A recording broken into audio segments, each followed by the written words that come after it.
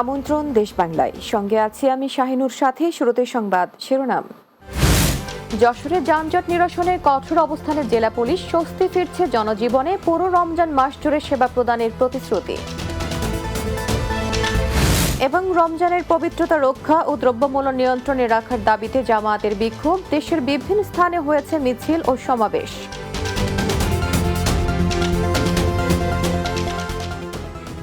শুনছিলেন শিরোনাম, এবার বিস্তারিত। যানজট নিরসনে যশোরে পুরোদমে কাজ শুরু করেছে জেলা পুলিশ। চিরচেনা যানজটের কবল থেকে মুক্তি পাওয়ায় স্বস্তি ফিরেছে জনজীবনে। কার্যক্রম অব্যাহত থাকলে জনগণের দুর্ভোগ লাঘব হবে বলছেন পথচারীরা। রমজান মাস জুড়ে সেবা প্রদানের প্রতিশ্রুতি দিয়েছে জেলা পুলিশ। যশোর থেকে শামীম রেজের প্রতিবেদন, জানাচ্ছেন মাসুদ রানা। যশোর শহরে প্রতিনিয়ত যানজট খবরের শিরোনাম হওয়ার পর ট্রাফিক ব্যবস্থাকে ঢেলে সাজানো হয়েছে। যশোরের ভারপ্রাপ্ত পুলিশ সুপার নুরি আলম সিদ্দিকীর নেতৃত্বে জেলা পুলিশের সকল ইউনিটের সদস্যের সমন্বয়ে ট্রাফিক ব্যবস্থা ব্যাপক পরিবর্তন আনা হয়। ট্রাফিক কন্ট্রোলটা দায়িত্ব সহকারে করতে হবে। অল্প সংখ্যক সদস্য নিয়ে যেভাবে আমাদেরকে সার্ভিস দিচ্ছে, এটা আমরা শহরবাসী খুব সন্তুষ্ট। ট্রাফিক ব্যবস্থা বাধাহীন করতে শহরের প্রাণকেন্দ্র দোরাটানা সহ গুরুত্বপূর্ণ পয়েন্টগুলোতে পুলিশি অভিযান জোরদার করা হয়েছে। মেন স্পটগুলোতে দেখছি যে ইজি বাইক বা রিক্সাগুলো এখন আর পাওয়া যায় না। সেই হিসেবে আমাদের একটু হেঁটে চলে একটু কষ্ট হয়। তারপরেও আমরা মনে করি যে না, এটা ট্রাফিক বিভাগ খুব ভালো একটা কাজ করছে। যে কাজ দেখলাম, এরকম কাজ করলে সাধারণ জনগণ স্বস্তিতে থাকবে। রমজান মাস জুড়ে শান্তি শৃঙ্খলা বজায় রাখতে সেবা প্রদানের প্রতিশ্রুতি দিয়েছে জেলা পুলিশ। যানবাহনের সংখ্যাও সাধারণত রমজানের সময় এবং ঈদের আগে এই মুহূর্তে বেড়ে যায়। তো এইটি বিষয়টা চিন্তা করে সময়ের সাথে সাথে আমরা জনবল বাড়াবো এবং আমাদের সিনিয়র অফিসার যারা আছি আমরা নিয়মিত এটা তদারকি করব।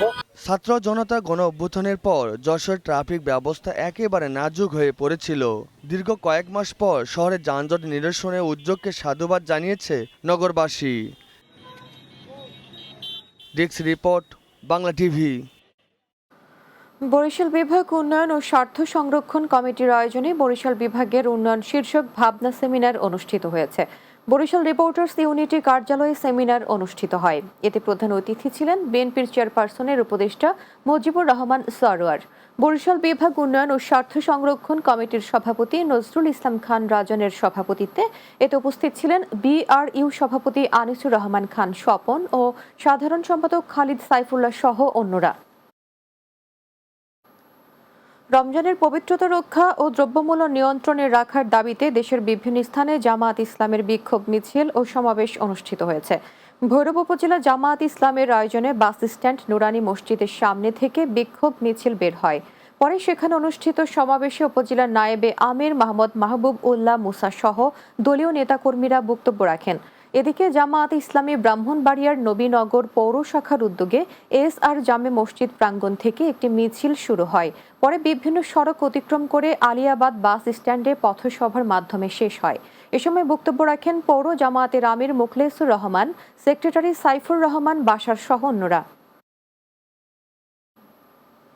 সিলেটের দক্ষিণ সুরমা উপজেলায় রুস্তম আলী নামের এক ব্যক্তিকে প্রকাশ্যে হত্যা করা হয়। সেই হত্যাকাণ্ডের আসামিদের গ্রেপ্তারের দাবিতে মানববন্ধন করেছে মোল্লারগাঁও ইউনিয়নবাসী। সিলেট দক্ষিণ সুরমা উপজেলার হাজরাই বাইপাস পয়েন্টে এই মানববন্ধন অনুষ্ঠিত হয়।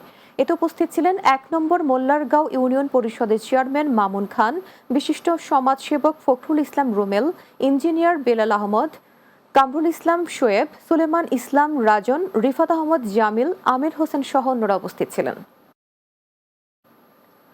মুন্সিগঞ্জে নিখোঁজ যুবক মোহাম্মদ সাইফুল ইসলাম লিখনের সন্ধানের দাবিতে মানববন্ধন ও বিক্ষোভ মিছিল অনুষ্ঠিত হয়েছে। মুন্সিগঞ্জ প্রেস ক্লাবের সামনে কামরখাড়া ইউনিয়নবাসীর ব্যানারে মানববন্ধন অনুষ্ঠিত হয়। এ সময় যুবক লিখনের সন্ধান চেয়ে নানা স্লোগান দেয় তারা। গত ৬ ফেব্রুয়ারি ঢাকার ওয়ারির বাসা থেকে মুন্সিগঞ্জের উদ্দেশ্যে রওনা হয়ে নিখোঁজ হন লিখন। এ ঘটনায় তার থানায় অপহরণ মামলা দায়ের করেন। পাবনা সাথিয়া মহাসড়কের ছেচানিয়ায় রাস্তায় মধ্যরাতে গাছ ফেলে ৪০টি গাড়িতে ডাকাতির ঘটনা ঘটেছে। সাথিয়া পৌর এলাকার ছেচানিয়া ব্রিজের পাশে এই ঘটনা ঘটে। স্থানীয়রা ও পুলিশ জানায়, ছেচানিয়া ব্রিজের পাশে সড়কে গাছের গুঁড়ি ফেলে প্রথমে একটি পণ্যবাহী ট্রাক আটকে রাখে ডাকাতরা। এতে কিছু সময়ের মধ্যে বাস, ট্রাক, প্রাইভেট কার ও মাইক্রো সহ অনেক গাড়ি আটকে পড়ে। এ সময় দুর্বৃত্তরা দেশীয় অস্ত্রের মুখে জিম্মি করে গাড়িতে ডাকাতি চালায়। পরে পরিবহন শ্রমিক ও যাত্রীদের মারধর করে তাদের সঙ্গে থাকা মোবাইল, টাকা ও অন্যান্য মূল্যবান সামগ্রী লুট করে নিয়ে যায়।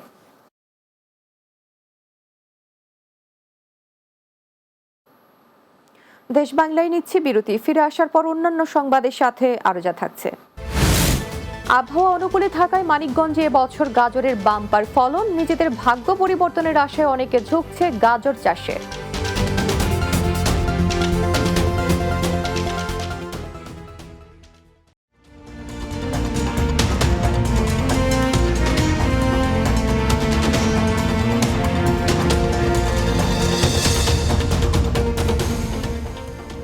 বিরতির পর দেশ বাংলায় স্বাগত আরো একবার।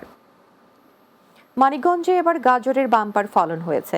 অল্প সময়ে স্বল্প খরচে দ্বিগুণ লাভ হয় গাজর চাষে ঝুঁকছে কৃষকরা। কৃষি সম্প্রসারণ অধিদপ্তর বলছে এবছর জেলায় ৬৫ কোটি টাকার গাজর বিক্রি করবেন চাষিরা। মানিকগঞ্জ প্রতিনিধি ওয়াহিদুর রহমান রানার প্রতিবেদন, জানাবেন সুরাইয়া সীমা।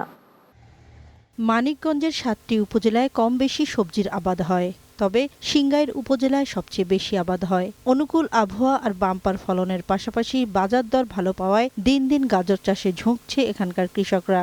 যাতায়াত সুবিধার কারণে রাজধানী সহ বিভিন্ন পাইকারি বাজারগুলোতে সিংগাইরের গাজরের চাহিদাও বেশি। ভোর থেকে সন্ধ্যা পর্যন্ত গাজর তুলে বস্তায় ভরা ও প্রক্রিয়াজাত করা নিয়ে ব্যস্ত কৃষক। মাঠে কাজ করা শ্রমিকদের পরিবারের সকল খরচ করার পর সঞ্চয় করছেন তারা। বিঘা প্রতি ৫০,০০০ টাকা খরচ করে বিক্রি করছেন ১ লাখ টাকায়। এবছর আল্লাহর রহমতে ফলন ভালো হচ্ছে, দামটাও ভালো, পরিমাণ মতো লাগছে। ভালো মালটা সুন্দরভাবে ফ্রেশ করে মালটা আমরা পাঠাই দিই। এবছর মানিকগঞ্জে গাজর চাষিরা তাদের উৎপাদিত গাজর থেকে আয় করবে প্রায় ৬৫ কোটি টাকা বলে জানালেন কৃষি বিভাগের এই কর্মকর্তা। এবছর মানিকগঞ্জ জেলার সিংগাইর থেকে আমরা আশা করছি প্রায় ৪৩,০০০ মেট্রিক টন গাজর উৎপাদিত হবে, যেখান থেকে কৃষকরা তাদের উৎপাদিত গাজর থেকে আয় করবে প্রায় ৬৫ কোটি টাকা। জেলা কৃষি সম্প্রসারণ অধিদপ্তরের তথ্য মতে এবার ৯৬০ হেক্টর জমিতে গাজরের আবাদ হয়েছে। Desk report, Bangla TV. নোয়াখালীর বেগমগঞ্জে বিএনপির ভারপ্রাপ্ত চেয়ারম্যান তারেক রহমান এর পক্ষ থেকে হত দরিদ্রদের মাঝে পবিত্র রমজান উপলক্ষে খাদ্য সামগ্রী বিতরণ করা হয়েছে। উপজেলার দুর্গাপুর ইউনিয়নের বালি মসজিদ এলাকায় ৫০০ পরিবারকে খাদ্য সামগ্রী দেন জেলা যুবদলের সভাপতি মঞ্জুরুল আজিম সুমন। এ সময় জেলা যুবদলের সদস্য ফয়জুল সুমন, উপজেলা যুবদলের সাবেক আহ্বায়ক শামসু তিবরিজ স্বপন, চৌমোহনী সরকারি এস.এ. কলেজের সাবেক জি.এস. নিজামুদ্দিন সহ অনেকে উপস্থিত ছিলেন। ঢাকার কেরানীগঞ্জে দুস্থ অসহায় ৫,০০০ নারীদের মাঝে ১ মাসের ইফতার সামগ্রিক বিতরণ করা হয়েছে। শনিবার উপজেলার আগানগর আমবাগিচা এলাকায় নামাজঘর মানবতা সেবা সংস্থার প্রতিষ্ঠাতা ব্যবসায়ী আইনাল হোসেন এ খাদ্য সামগ্রিক বিতরণ করেন। দীর্ঘ ১ যুগ ধরে মাসিক ও বাৎসরিক কার্ডের মাধ্যমে এলাকার অসহায় অসচ্ছল নারীদেরকে নিয়মিত খাদ্য সামগ্রিক সহ বিভিন্ন সহায়তা দিয়ে আসছেন তিনি। খাদ্য সামগ্রিকের মধ্যে চাল, ডাল, ছোলা, ময়দা, চিনি সহ ১২ প্রকার খাবার দেয়া হয়। টাঙ্গাইলের নাগরপুরে একতা সাংস্কৃতিক উন্নয়ন সংস্থার উদ্যোগে শিক্ষা উপকরণ বিতরণ করা হয়েছে। সরকারি যদুনাথ পাইলট মডেল উচ্চ বিদ্যালয় প্রাঙ্গণে শিক্ষা উপকরণ বিতরণ করা হয়। একতা সাংস্কৃতিক উন্নয়ন সংস্থার সভাপতি আজিম হোসেনের সভাপতিত্বে সাধারণ সম্পাদক তোফাজ্জল হোসেন তুহিনের সঞ্চালনায় অনুষ্ঠানে উপস্থিত ছিলেন নাগরপুর থানার অফিসার ইনচার্জ রফিকুল ইসলাম সহ সংগঠনের সদস্যবৃন্দ। গাজীপুরের কালীগঞ্জ উপজেলা প্রশাসন কর্তৃক পরিচালিত শিশু মেলা আইডিয়াল স্কুলের ২০ বছর পূর্তি ও প্রাক্তন শিক্ষার্থীদের পুনর্মিলন অনুষ্ঠিত হয়েছে।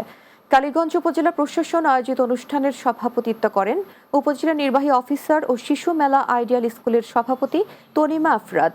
এতে বক্তব্য রাখেন গাজীপুর জেলা বিএনপির আহ্বায়ক ফজলুল হক মিলন, স্কুলের প্রতিষ্ঠাতা অধ্যক্ষ নুসরাত ফারহানা শিমি, কৃষি মন্ত্রণালয়ের অতিরিক্ত সচিব রেহানা ইসলাম সহ অনেকে। যশোরে ঢাকা বসের আউটলেটের উদ্বোধন করলেন নাট্য অভিনেতা রোবেনা রেজা জুই। যশোর শহরের ধর্মতলা মোড়ে এই আউটলেটের উদ্বোধন করেন এই অভিনেত্রী।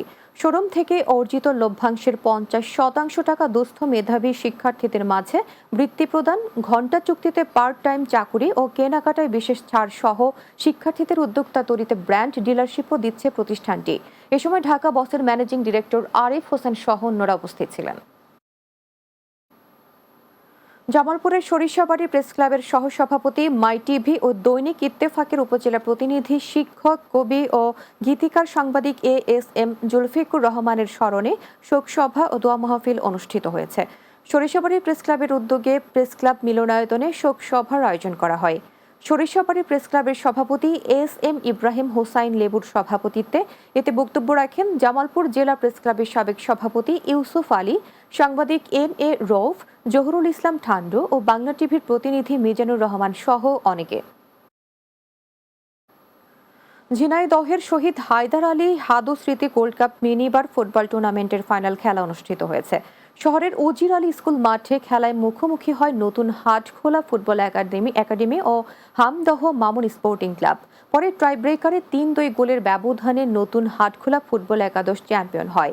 টুর্নামেন্টে বিজয়ী ও রানার্স আপ দলের হাতে ট্রফি তুলে দেন জেলা বিএনপির সভাপতি অ্যাডভোকেট MA মজিদ ও সাধারণ সম্পাদক জাহিদুজ্জামান মনা সহ অতিথিরা।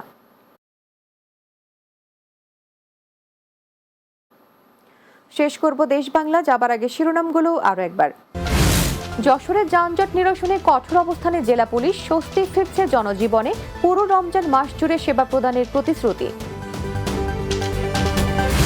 রমজানের পবিত্রতা রক্ষা ও দ্রব্যমূল্য নিয়ন্ত্রণে রাখার দাবিতে জামায়াতের বিক্ষোভ, দেশের বিভিন্ন স্থানে হয়েছে মিছিল ও সমাবেশ।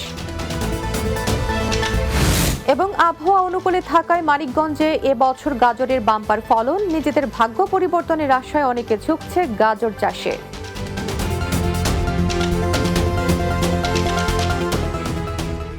দর্শক, এই ছিল দেশ বাংলায়। আমাদের পরের সংবাদ বিকেল 4টা 30 মিনিটে দিনের বাংলা দেখার আমন্ত্রণ রইল। এতক্ষণ সঙ্গে থাকার জন্য ধন্যবাদ সবাইকে।